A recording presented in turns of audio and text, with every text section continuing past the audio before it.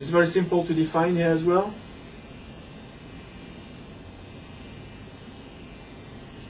You just type the question, and if true is the correct answer or false is the correct answer, and you got a choice between true, false, and yes, no. Very simple. So I can go next. Something that's quite helpful if you want to give in the text hints about your question, you can insert links to images. So there, I've got a link. If I click, I've got an image. This one is much better. You can have you can incorporate images in the text. It's very simple, and you just like a web link with an image tag. You can incorporate images everywhere in the file, even in questions, even in the answers. So there you've got filling the blanks, another type of question. So basically you've got a sentence with missing words, and you've got to type the words in the entry boxes. I can, if I want, click directly on the word here. So if I type the text, it is replaced automatically in the text. Yeah.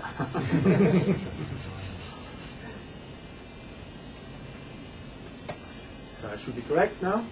So if I go next. So I can show you the setup box for fill the blanks. So it's very simple. You type your text with all the words in the question zone, and then you select a word, you put the cursor on the word, and you click on cut, and the word is just transferred there and replaced by a quote.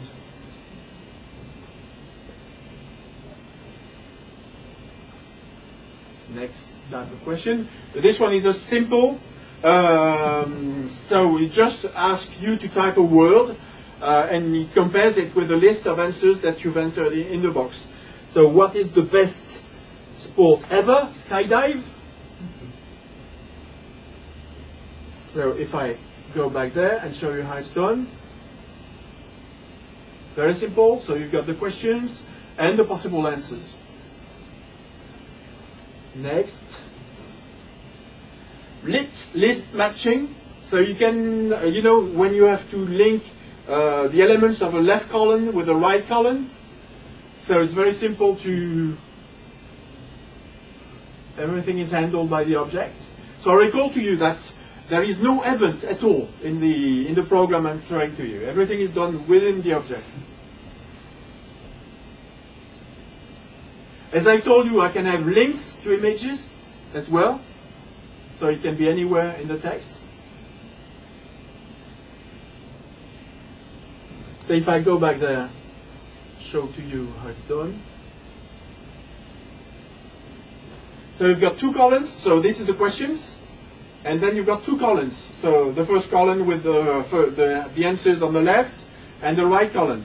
You just put the answers one facing each other, and you take randomized column if you want on each column, and it will randomize them, and then you will have to link them in the order.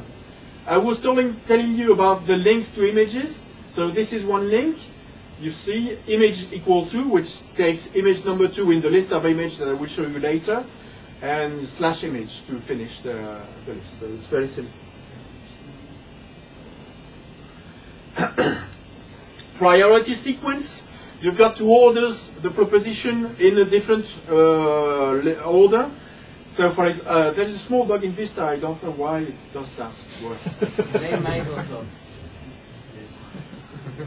No, there's a small bug in the object in Vista. So you just click on the.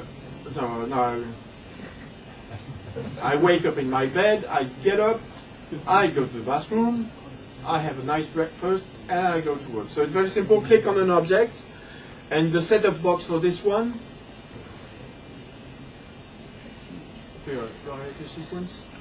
The questions and the answers in the order, in the correct order, and that's all. Next. So you can also have Likert questionnaires. Likert questionnaires is a big name for just a simple thing. It's just like a multiple choice questionnaire with I agree to I disagree. So everything is done automatically. You do not have to define the what is your I somewhat agree. So set up box. Okay, so you type the question and you've got the answers. So when you finish your quiz, you can generate reports. So first of all, you can have a quiz result page. So with a number of questions, number of correct answers, etc. Time for completions, etc. And if I end the quiz, it can also generate.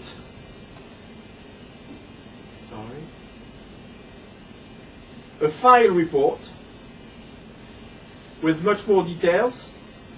So you've got title of the quiz, all the information about the quiz, and all the fields that I've been entering, my name, etc., are reported here, and all the question pages with type of question, if the question is correct, time for completion, and the selected answers.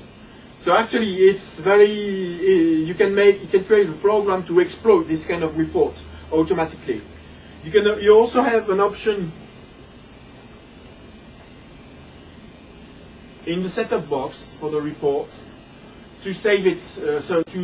To increment the file name. So if someone does the quiz first, the report will be saved as report 001. And then if someone else makes it, it's report 002, so it doesn't erase the previous reports. Of course, you can define all the content of the reports individually, all the lines, define all the text. Same for the screen reports, you've got all the text there, and you can change the font and layout. I was talking to you about the image list, so you can incorporate images in the objects. So here are my two objects. If I double click, it opens. Oh, it doesn't work. Oh. Ça marche ça. Bizarre. Ah oui. No, I was clicking on new. Sorry. So, it works. So I told you can. All the buttons are customizable. So I can have a previous page, clear page, next page button. I can have dialog boxes. If the answer is wrong, then it will say the answer is wrong. Do you want to try again? Yes, no. Or you can say if the answer is wrong, no trying again, or etc. Everything is customizable. And at the end of quiz, do nothing, go to next frame, go previous frame, restart application, end application, etc. Something that's quite useful is that you can save the pages. All the definition of your quiz, you can save it as a text file, and then you can import this text file via an action, or as you can load it from the dialog box. So you can make one application and several quiz files, and load all the quiz files you want. The quiz file contains all the layout information as well, so your quiz will be exactly the same as the one you define in the dialog boxes.